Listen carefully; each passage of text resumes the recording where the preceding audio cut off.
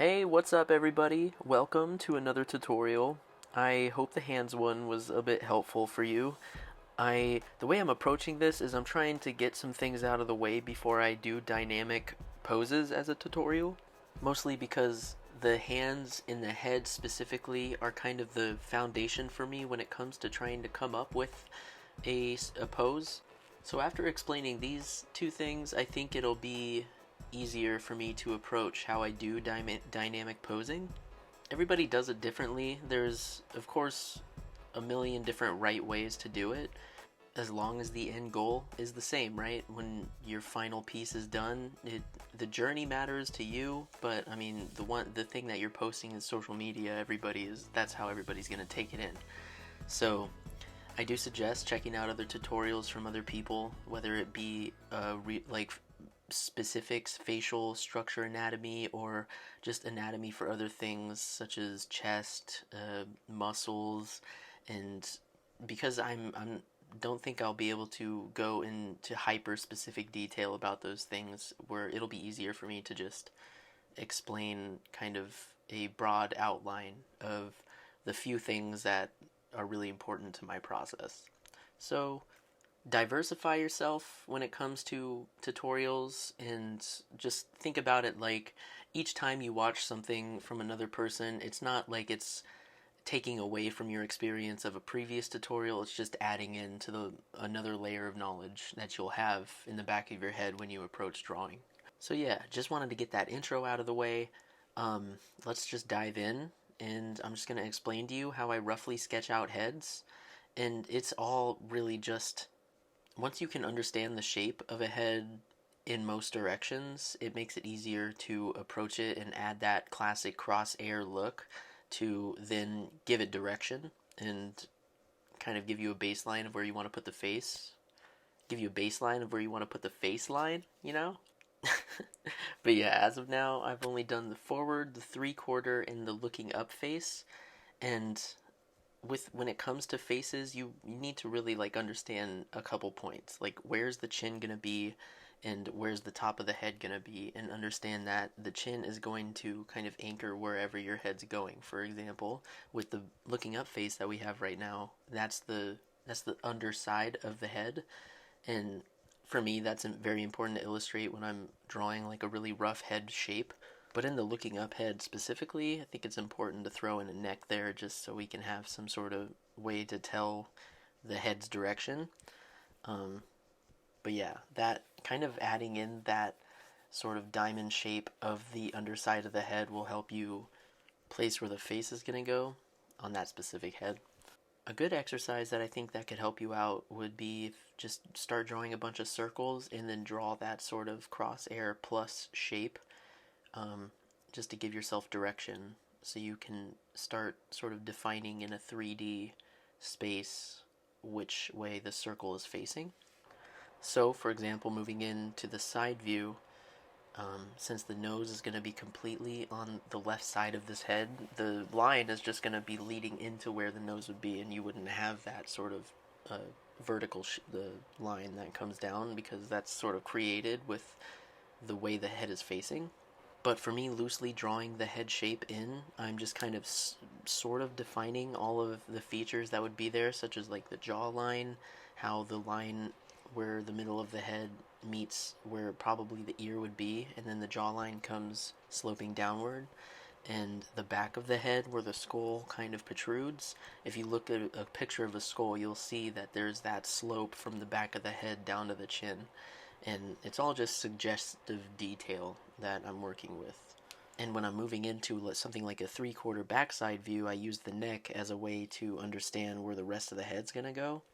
So once you can kind of place the neck going into the head, then it helps sort of define where the rest of the features are going to go, like that ear shape, and then you got that crosshair point that wraps back around the head. And these are all the types of heads that I'll draw when starting out a dynamic pose, just because it's all a very rough sketch at the beginning. I'm not working on facial details or anything. I just kind of want to get the pose down.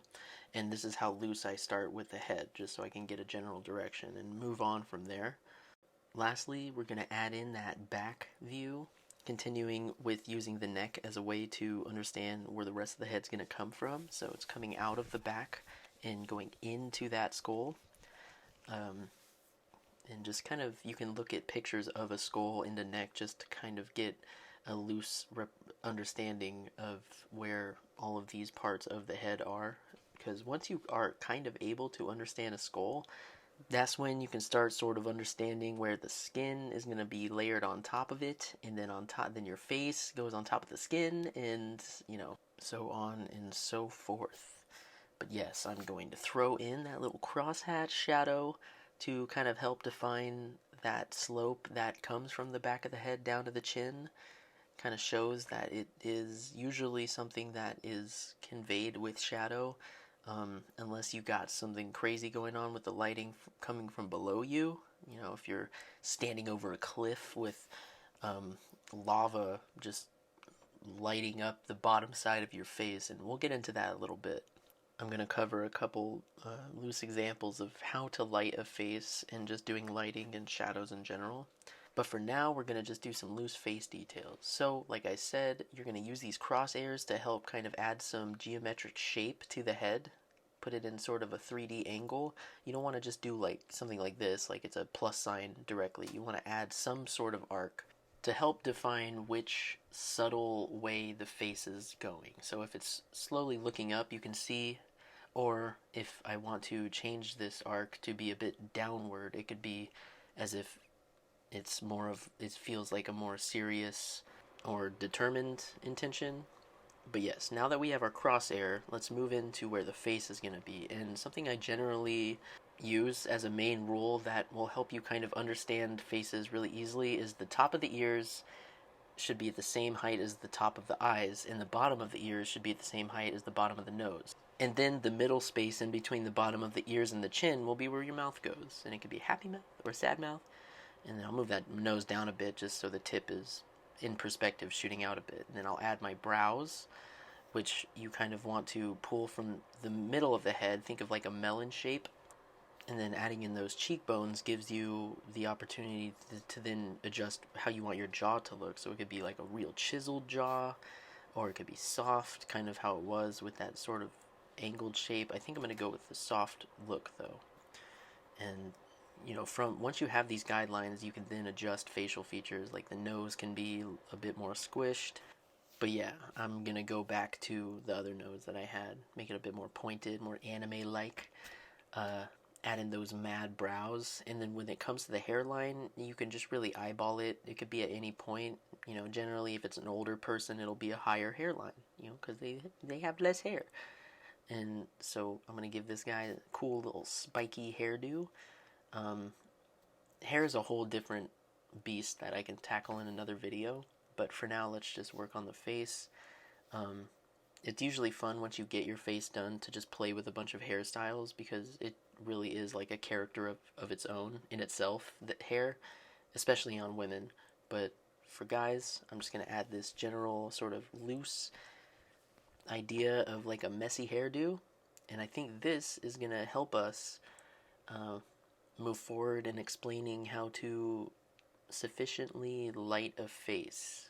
And it's just going to be somewhat of a quick tutorial inside of a tutorial, because I think it's super helpful to know this as well when working on your faces traditionally, because all of this knowledge will then carry over to when you're coloring using markers and stuff like that. But now I'm just going to ink in this face, kind of finalize it a bit so I can start adding in that lighting. For the mouth, I'll typically add a little break if it's a closed mouth, to kind of show that the lips are together. Get that subtle nose shape in there. I'm not going to go too detailed on the nose, just kind of define that that's where the bottom of it is. And now we're going to fill in this jaw real quick, give it somewhat of a chiseled feel, because the more chiseled, the more harder the lighting will be, more solid, less soft, I guess. Easier to explain. But yeah, I'm just going to give him a bit of a like smirky look, add in those eyes. And sometimes what I'll do if I'm doing a forward face is I'll just copy the left eye and then paste it on the right side just because it helps me add that sense of symmetry with eyes. Or you could leave it untouched and make both sides unique. There's kind of a special thing in both ways, you know. For example, if I'm making a comic and the panel is the same pose and everything, I'll still kind of copy that pose over and paste it and use it as a rough sketch and redraw it anyways, just because it kind of adds to the authenticity of it if it's slightly different. But I think in my case, I'm gonna just copy the eyes and paste them over and kind of have him roll back a bit so he's just determined, looking forward, slightly pissed, but also slightly smirky. You know, it's your general anime face. And, you know, start throwing in the flow of his hair. You know, I got that sketch, and I just want to kind of suggest the different strands by putting little spikes, little direction. You know, I wanted to figure out where the hair is going to part. That kind of helps you understand the foundation of which direction the hair is going to be falling. So on the right side of his head, you can see that part there. And then I'm going to start fanning out the strands of hair from there. And yeah. And like I said, maybe I'll make a whole new tutorial on how I try to dissect hair. But here's just a rough sort of idea for right now. But now I'm going to disconnect the inks of this face from the rough sketch and start kind of laying in some details that I can see are missing. Because usually if it gets a little bit too busy for me, I think kind of separating the sketch from the ink helps me out. And it'll also help you understand when we start sort of lighting the face, which we're about to jump into real soon. Looks like this face is kind of coming to a close. I think this is going to be our guinea pig face that we work with right here. And so yeah, I'm going to try and break down how to follow the planes of the face in shadow. And if our light is coming up from the top right, I think is a good start. We're going to put the shadow on the left side of the nose, right? Because that's where the point of protrusion is happening. The nose is coming up, so it's now like casting a shadow to the left side because the way the light is hitting it on the right. And you just want to think about all of the different planes the face has. For example, the cheekbone is going to be a bit more protruded. One thing that I would definitely suggest, and I mean it goes without saying, if you're an artist, you're using reference. Like if you're not using reference, you're damaging yourself in the end. You got to use some reference. So when you're trying to light faces, one thing I like to bring up is like a geometric face guideline. You can find these on Pinterest, really anywhere, but I mean, listen, if you have not made a Pinterest account, what are you doing? But yeah, generally something like this would be helpful if you're kind of referencing it as you're drawing shadow on the face and trying to work out the lighting in your head when you choose where the light's going to be. And it'll help you visualize how all the planes on the face change and just in general help you with lighting a face. So I think with this one, we're going to go maybe under it, like telling a spooky story or something, you know, like a are you afraid of the dark situation. My guy's holding up a flashlight ready to tell you a ghost story, and let's do that because that always makes for an interesting type of lighting situation on the face, a bit more spooky, a bit more. I mean, another use is typically anime, like something like Dragon Ball or something when they're powering up and the light is just coming from below them. So let's do that. So with the chin coming out, I'm gonna make sure the shadow is on top of it. Same with the nose because that's something that comes like typically the first thing I'm thinking about are like the chin and the nose. What are the things that will be jutting out the most from the face? And you got the brow shape, which is definitely kind of sticking out too. How you'll see in a lot of traditional anime they have that curve that goes from the nose and it's like a half moon shape up to the brow. But yeah, usually the cheekbones will be kind of casting some shadow. The eyes will be pretty pretty lost in shadow, and it just kind of creates that sort of menacing look, you know. Now for the hair, the bangs are probably going to be hit by that light, you know, because it's coming up, um, while the rest of the back is going to be just lost in shadow. And I just stress that you want to think about where the light's journey is going. You know what I mean? To make this sound epic, where is the light journeying on the face, and where can it not reach? And wherever it can't reach, that's your answer to adding shadow. All right, let's jump into another one. I think this one I want to do. Let's see. We can have this light coming directly from the right side instead of a bit higher. We'll bring it down a bit, and these are typically the easiest for me, is just because that whole one side of the face is just in shadow, and I mean it's not like perfectly perfect, but if you just want to kind of indicate it, sometimes I'll just do that whole like shadow down the middle if you want to add like a bit of a stylistic touch. Think about how the part of the hair kind of has that plane change. But now let's do something a bit more interesting. Bring that light down on the head instead of coming up. Maybe he's in a spotlight situation. You know, he's being interrogated, and he's like, "I'm not gonna give you the info, not today." So we're gonna have that brow shape really just kind of lost in shadow there. And really this one can be easy to break down because it's ultimately just the opposite of what the other one is. We want to make sure all of the things that weren't in shadow in the one with the light coming up will be in shadow with this one. And his big ol' nose there is going to be casting a shadow down onto his mouth. But while this is one way you can do it, you can also go super dramatic and just cover the whole thing in shadow, just completely, and then work from there. Kind of pick out the parts that are sticking out the most, you know, like the nose and the chin. And then much like the opposite of the bangs on the hair, it's going to only be that which is covered in shadow, while the top of the head and everything is where the spotlight is directly coming down on. So, and really this is a pretty fun scenario to light a face with because there's so many possibilities. Like the cheekbones could be kind of protruded out a bit more, or the eyes, or, you know, and you can just kind of play with it. But I think what I like most is kind of how the eyes sort of curve into that cheekbone, and I think that'll probably give us the best result of that sort of uplighting scenario. And we could probably pull back the shadow on the chin a bit, kind of just give it a hint of highlight, just like a line, and you know, and then you're good to go. Look, being interrogated, but he's not going to give up that info. Now let's move into one more I think is pretty interesting, is the backlight, the rim lighting, as some would say. Well, a lot will say. I won't go into like super specific detail because this is a really fun sort of way to do it, and I can just continue doing another lighting tutorial just because there's a whole lot of steps and things to think about when you're doing it. But here's just kind of a simple breakdown. If the light is coming from the back, we want to make sure the whole front of the face is just kind of covered, you know. That nose is not even hitting the light at all. Neither are the forehead or the chin or the mouth.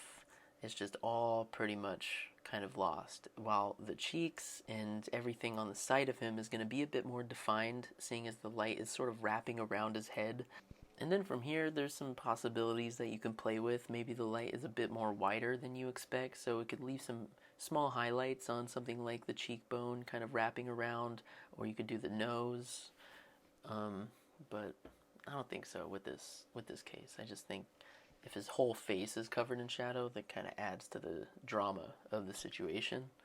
And for the hair, we're going to pretty much just color everything except the sides, like all of the edges of it, because that's where the light is bleeding into. So, yeah. Okay, there's a couple cases of lighting, and just kind of gives you a quick rundown. Make sure to keep referring to that sort of Pinterest reference, and just think about what direction the lighting is coming from, and just then work off the opposite side of that, and have that be where your shadow is. Lastly, before I wrap up the video, I think it'd be fun to just do a quick sort of like character design trick that I always use, and it takes the symmetry tool, which you can find in Procreate, which is what I'm using now, or Photoshop has it. I'm not well versed in many other programs like Clip Studio or anything, but I'm sure you could Google it and see if it does have it. But this symmetry tool is a godsend when it comes to coming up with silly faces or cool faces because the way it works is your eye is able to see how a face is coming together. So, for example, I'll be drawing this sort of like goofy kid. You can see his face is a little stretched out, so I'm going to use that symmetry tool to kind of fix the proportions a bit, bring his eyes and his ears in. And just before your eyes, you're able to create a character on your own if you just are drawing on the left side of the screen. And because your eye is filling in that information for the right side, thanks to the symmetry, you're able to kind of work off of that and just create characters. And it's really fun because you can just mess with shapes, you can mess with like eye shapes and nose shapes, and there's no wrong answer when it comes to designing a face because all faces are weird. You can have a long face or a short one, a huge nose, small eyes, big smile, or a big frown. It's just, this is the best part when it comes to creating a character because there is no wrong answers. Everything is up to you. And so for this guy, I have a little face going. He kind of has an Aang vibe. And then from there, I'll turn the symmetry off, and then I'll just start playing with the hairstyle. You can leave it on if you want to do like a parting, but I think I want to make it a bit more interesting. Maybe it's all ruffled and messy on one side, while the other side is all streaked back. But that could be a bit extreme. I could pull it back a bit, kind of go with the same concept, but calm it down. Maybe instead of a big old mess on one side and it looks all anime-like, I can just kind of shorten it a bit and soften it up. And so he has one tuft on one side, and then his other side's a bit more clean shaven. And then again, I'll just revisit that beautiful liquify tool and just keep kind of messing with the proportions until I can eyeball it, and I'm satisfied with how it looks. So maybe like I could shrink the head or shrink the nose or the middle of the face a bit, squish it up. It feels like his face is a little too rounded. Kind of level the eyes a bit more, so it's following that rule that I was telling you about, with the top of the eyes meaning the top of the ears and the bottom of the nose meaning the bottom of the ears. Lower the mouth, and let's move on to another one. Let's do a badass chick this time. A bit more of a standard head shape. Let's set that one aside. And for this one, again, with the the symmetry tool, you're able to kind of get the head shape the way you want it immediately, instead of just drawing circle after circle and doing all the construction lines and everything. I think I want to make her like mad, angry, and ready to fight you, because that is just typically my type of character, is just all the super badass women type. She's pissed off. She has big old eyes, little eyelashes, but you can see how it just fills it in for you as you're just kind of experimenting with one eye. The other eye is kind of doing it for you. And then once you land in a comfortable place for where you want your face to look, then you can take off the assisted symmetry and start adding asymmetrical details, like maybe maybe one eyebrow has a cut on it or something, and just working off of that. I can isolate the face and start adding small little details, throw in some earrings and add some lips to her. And like I said, just have fun with it, dude, and just try all of the different shapes. You could do big lips, you could do a big nose, or huge eyes, small eyes. That's the best part. It's like going into the Skyrim character creator, but instead of just dragging sliders, you're using liquify and dragging. Oh, well, you know what? I guess it's more like if you've ever played that Mario 64 or a Mario game where you can just drag the face shapes. That's what it's a lot more like, which used to be my favorite Mario game. But you add in the hairline, and that could be whatever you want. And then this isn't, like I said, one of the best parts is just kind of experimenting with different hairstyles. Is a lot more asymmetrical, or it can be symmetrical with like sort of a parting down the middle. But I think I want to make it a bit more asymmetrical in my case. So she has sort of a trunks vibe going on. Add some hair in the back there, but no, let's do what if we did like a mohawk sort of thing, like a pulled back mohawk deal. You can see it's just the options are like pretty limitless when it comes to after you have your head and you're just playing with hairstyles. You just really do anything and see where it goes, see where it takes you, because once you land on the thing you like, your brain's gonna tell you that. And that's the artist part in you, the your style part that's like, yeah, this is sick. I'm gonna roll with this. Which is what's happening here is I think I'm good with having one side of the hair sort of pulled back with a clip or something, and having small little bits of her hair kind of undone and more let loose and wild or whatever. But yeah, you know, the wild is your oyster, as they say. As they say. And lastly, let's wrap it up with a demon face, a buff, bad guy, villain type demon face. Really go with those cheekbones, bump up that chin, make it just like the most chiseled jaw you've ever seen, the chattest demon you could ever think of. Give him a really sort of bulky nose and some crazy brows. You know, he's like Piccolo from Dragon Ball, right? He's got like the brows, and that's it.